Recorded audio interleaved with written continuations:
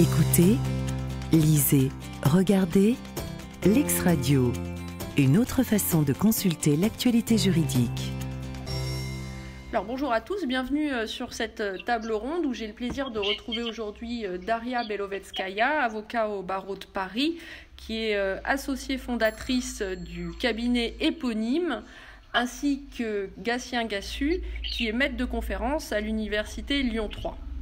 Bonjour. Bonjour. Bonjour. Alors aujourd'hui, petite table ronde pour discuter d'un thème qui fait beaucoup parler et qui n'a pas fini de faire parler, qui est les chantiers en cours. Est-ce qu'il faut les arrêter? Est-ce qu'il ne faut pas les arrêter? Est-ce que s'ils sont arrêtés, il faut les reprendre? Alors justement, aujourd'hui, vous avez peut-être vu passer la une du Bâti Actu du jour qui nous dit « Reprise des chantiers, l'État doit réveiller la maîtrise d'ouvrage public ». Et en effet, les choses commencent à se réveiller puisqu'on se rend compte qu'il y a beaucoup de personnes qui ont repris leur activité et ça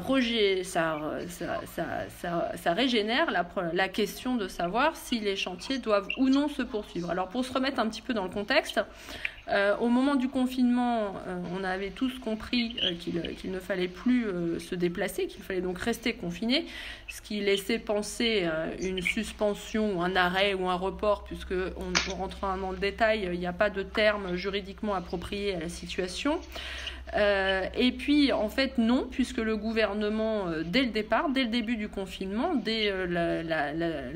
entre 15 et le 20 mars, a dit pas du tout, il faut que le BTP poursuive son activité.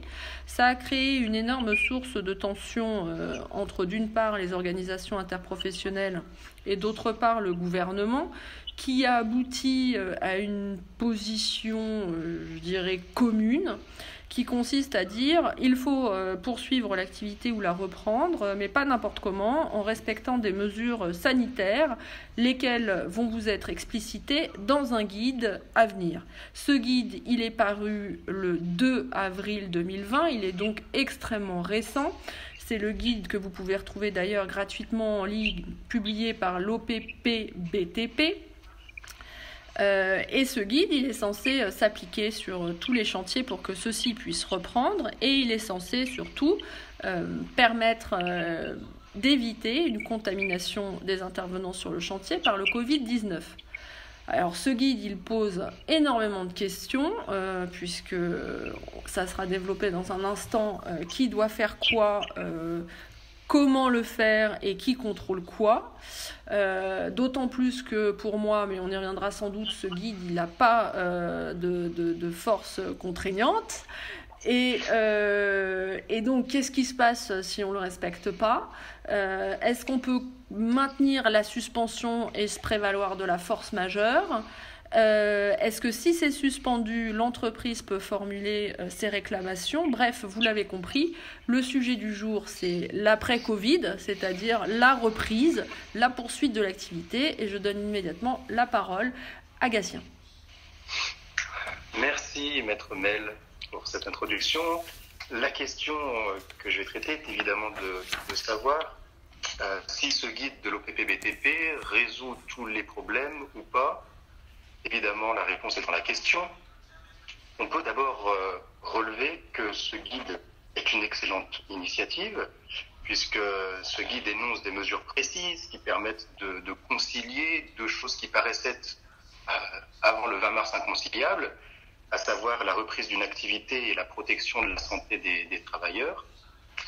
Ce guide est donc bienvenu et il expose tout d'abord quelle doit être l'attitude du maître de l'ouvrage et des autres intervenants à l'acte de construire avant même la reprise. Il explicite ensuite les mesures qui doivent être mises en œuvre pendant l'exécution du chantier et puis enfin comment ces mesures doivent être contrôlées.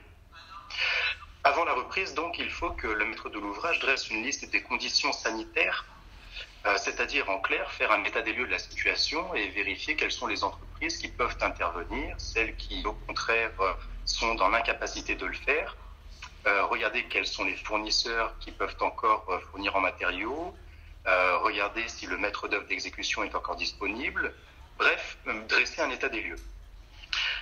Évidemment, le maître de l'ouvrage ne va pas faire ça tout seul. Il va s'adjoindre les services du maître d'œuvre d'exécution lorsqu'il est disponible et aussi et surtout du coordonnateur SPS. Une fois que cette liste des conditions sanitaires a été dressée, un projet de reprise est mis en œuvre.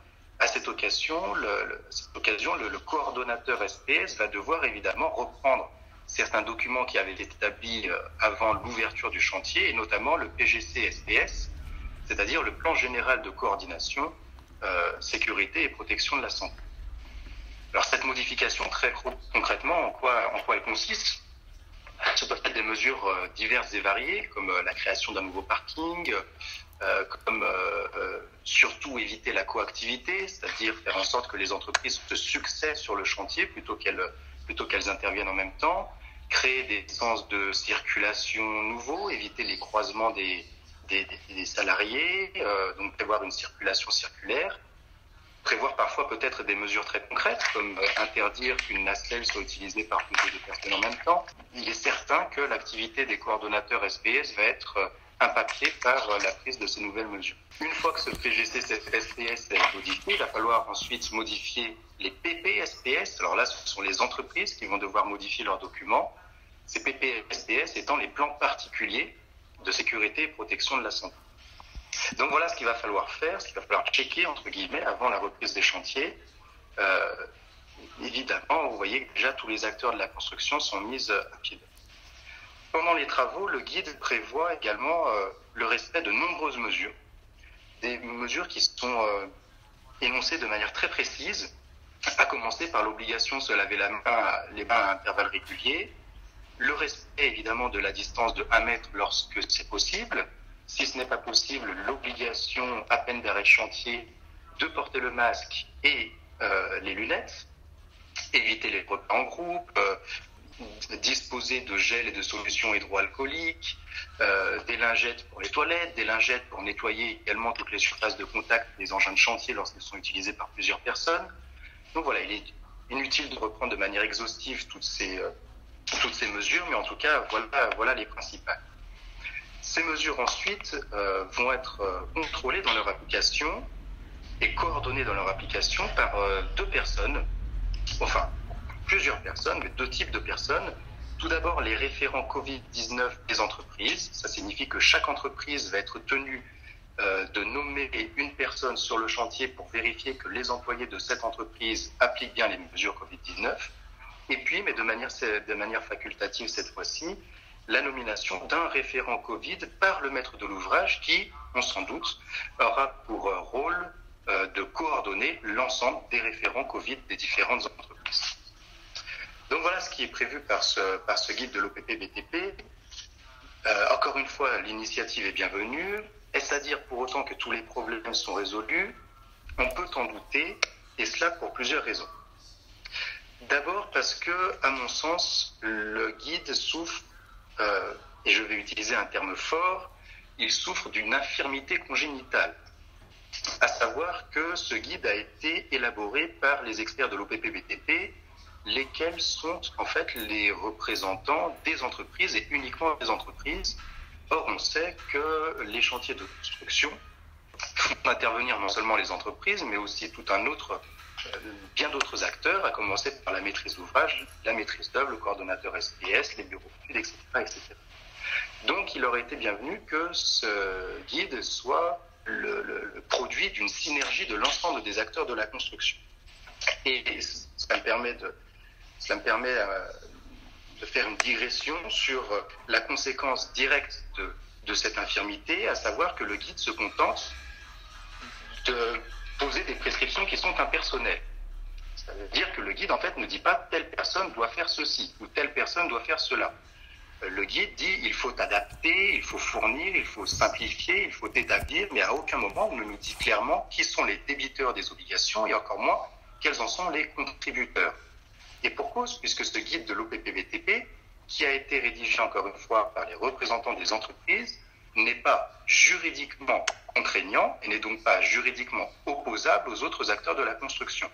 C'est sans doute la raison pour laquelle on ne dit pas au maître de l'ouvrage ou au maître d'ouvrage ce qu'il doit faire, ou au coordonnateur SPS ce qu'il doit faire, qui doit acheter le gel, qui doit mettre en œuvre les mesures barrières, sur qui va reposer la charge financière du retard qui est pris dans l'exécution du chantier. On sait que quand on utilise une nacelle à une personne, ça prend plus de temps d'exécuter les travaux que lorsqu'on peut mettre 2 personnes sur une nacelle ou 10 personnes sur un échafaudage. Donc, qui va payer? Le guide ne le dit pas. Et comme ce guide n'est pas juridiquement contraignant, il faut s'attendre à ce que dès la reprise des chantiers, eh bien, il y ait des conflits entre les acteurs de la construction, des conflits qui ne vont pas être faciles à résoudre. Je sais déjà qu'il y a des entreprises qui sollicitent leur maître d'ouvrage pour leur demander une rallonge, alors même qu'ils ont conclu un marché forfaitaire, parce qu'elles considèrent que ce n'est pas à elles de supporter la charge définitive financière du Covid-19. Donc, premier problème, l'auteur du guide, avec cette conséquence, bien que on ne sait pas finalement qui doit faire quoi très précisément. Et puis, le guide laisse de côté également tous les travaux qui ont lieu après réception. Dans le cadre de la levée des réserves ou dans le cadre des travaux nés de la garantie de parfait achèvement, par exemple, il peut y avoir plusieurs entreprises qui vont devoir intervenir sur le chantier à ce titre-là. Et dans cette période-là, en principe, les choses se font de manière un petit peu anarchique, un petit peu au débeauté.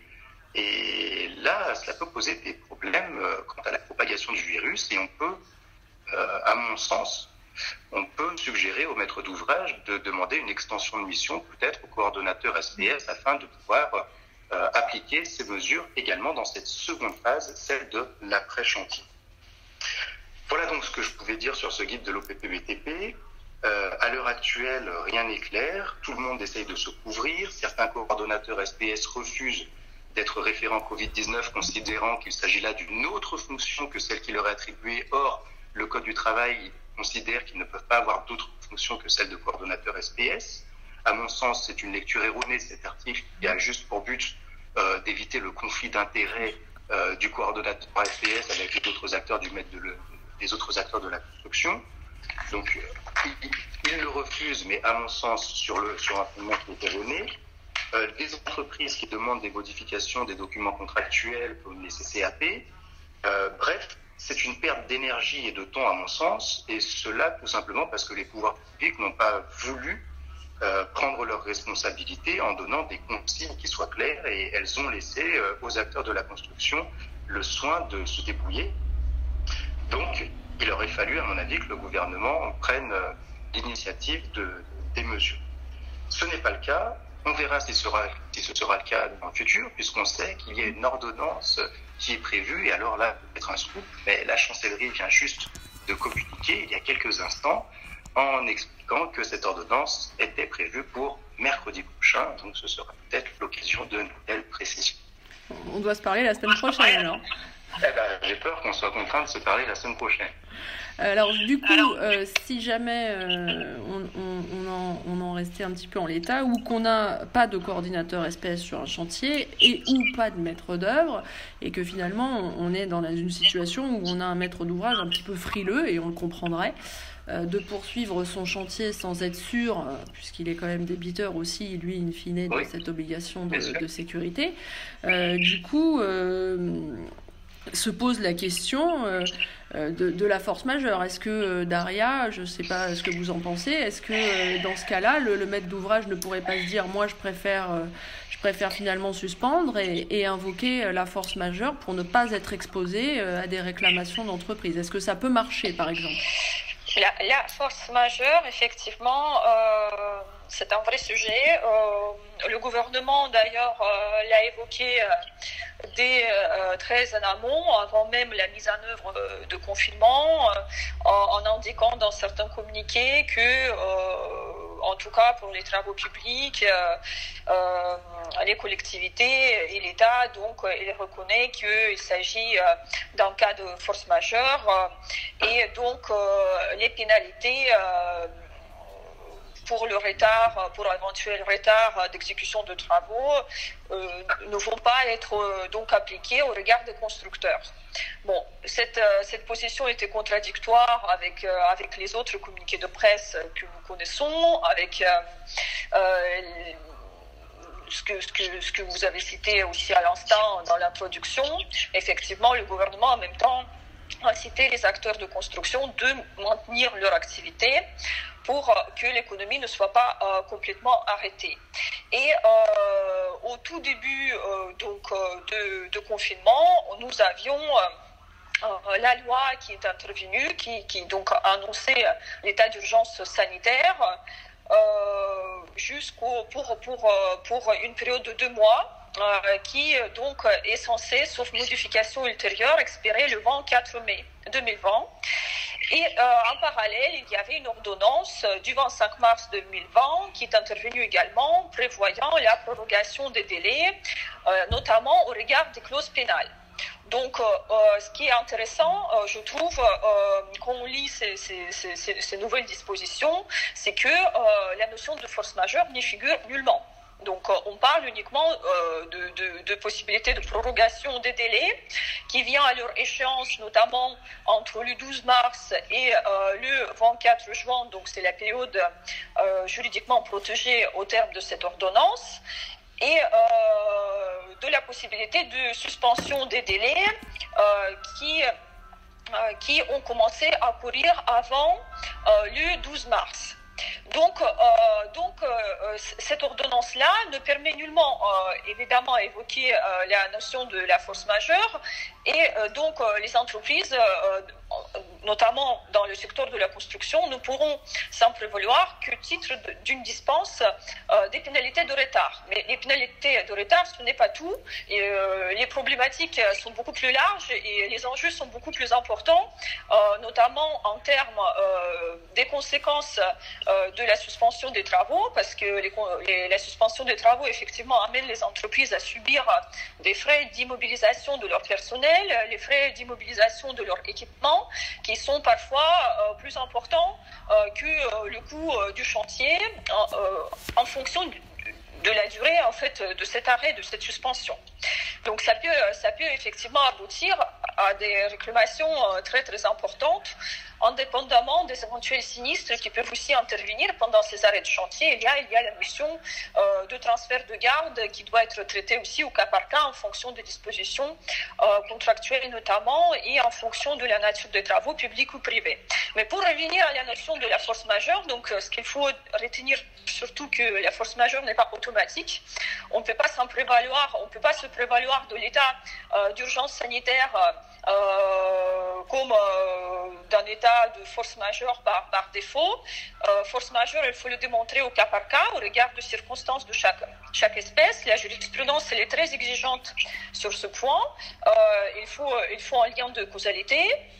La charge de la preuve pèse sur celui qui l'invoque. Et si on regarde la jurisprudence, il y a très peu d'arrêts qui reconnaissent en réalité la force majeure en matière de la construction. Donc, pour donner quelques exemples, les cas les plus récurrents, ce sont les exemples de modification des plans d'urbanisme, on va dire. Donc, modification du plan d'occupation des sols qui rend le terrain non constructible après l'obtention du permis de construire, ou la division de la parcelle après l'obtention de permis de construire en deux aussi. Donc les événements qui ne dépendent pas de la volonté des parties, effectivement, qui se sont lancés dans la construction. En revanche, pour beaucoup d'événements, on a la jurisprudence qui est assez dichotomique, si je peux le dire.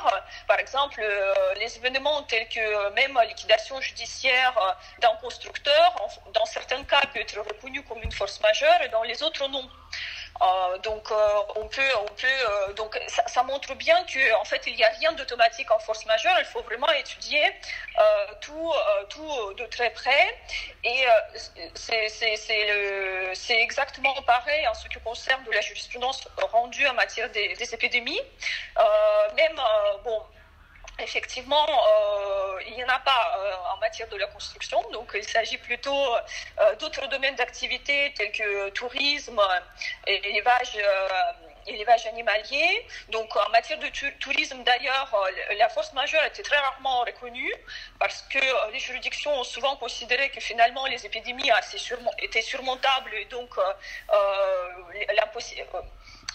leur caractère, on va dire, résistible, imprévisible et extérieur n'a pas été retenu pour permettre justifier l'annulation de ce jour touristique. L'arrêt qui m'a assez marqué donc, en matière d'épidémie concernait l'élevage bovin, parce que là, pour le coup, on a reconnu le cas de force majeure pour un agriculteur dont le troupeau a contaminé un troupeau voisin. On a considéré que lui, il a pris toutes les mesures nécessaires qui étaient disponibles pour éviter la contamination, mais en l'occurrence, ces mesures n'étaient pas suffisantes. Ces mesures ne permettaient pas de l'éviter. Donc, en fait, on a pu retenir les critères de force majeure, à savoir imprévisibilité, extériorité et surtout inévitabilité. Pour moi, justement, le guide BTP dont nous avions parlé en début de notre débat est crucial, parce que ce guide il montre aussi quelque part que finalement la contamination est évitable, parce que en fait il témoigne du fait qu'il est possible effectivement de concilier inconciliable, ce qui paraissait inconciliable il y a 3 semaines, c'est-à-dire le maintien d'activité et la sécurité des salariés sur le chantier. Donc on comprend que si on organise bien les choses, si les salariés sont protégés avec les masques, les gants, la distance sociale, l'absence de la collectivité, la mise en œuvre des voies de circulation appropriées, etc., on a plutôt l'impression que la contamination est tout à fait maîtrisable, en fait. En tout cas, elle n'est pas du tout inévitable. Donc c'est la raison pour laquelle il me semble extrêmement compliqué, en tout cas, d'estimer que, surtout si l'activité va être reprise, ça va être presque la preuve du fait qu'elle aurait pu ne pas avoir été arrêtée, en fait. Quelque part, à partir du moment où le constructeur va pouvoir reprendre le chantier à partir de maintenant, et il va reconnaître quelque part que le fait que pendant 3 semaines, le chantier était suspendu, qu'il n'était pas suspendu pour des raisons d'un force majeure, en fait. Il était suspendu pour des considérations différentes, quelque part, presque. En tout cas, voilà, c'est comme ça qu'on pourrait presque dire, parce que ça signifie que pour le même chantier, il y avait tout à fait la possibilité de maîtriser la situation dès le début. Oui. Et donc, ça m'amène juste de rappeler les nouveaux critères prévus pour la force majeure, parce qu'effectivement, à partir de la réforme des droits et des obligations, les critères de force majeure ont évolué, à la différence de ce qui était prévu avant, à savoir les critères de imprévisibilité, irrésistibilité et extériorité. Aujourd'hui, il faut donc caractériser les critères d'imprévisibilité toujours. Donc imprévisibilité, c'est très intéressant, parce que selon certains arrêts qui étaient rendus sous l'égide des anciennes dispositions, il faut tenir compte du moment de la passation des marchés. Donc, parce que s'il y a des contrats qui sont conclus alors que tout le monde est déjà au courant que la pandémie est en cours, ou en tout cas, on sait déjà que cette épidémie a certaines prémices, on peut se poser la question si au moment de la conclusion du contrat, la contamination était prévisible, oui ou non. Donc voilà, ça c'est une des réflexions qu'il faut peut-être intégrer. Le deuxième critère, c'est le critère d'inévitabilité, dont j'ai déjà parlé suffisamment. Donc effectivement, dès lors qu'on dispose des mesures préventives, c'est extrêmement compliqué de démontrer le caractère de force majeure. Et ensuite, le dernier critère, c'est le critère de non-contrôlabilité, donc qui semble être différent de celui d'extériorité, dont on ne maîtrise pas du tout les modalités de la mise en œuvre, parce qu'on n'a pas encore de la jurisprudence là-dessus. Donc c'est encore assez difficile d'avoir le recul nécessaire sur l'application de ce critère.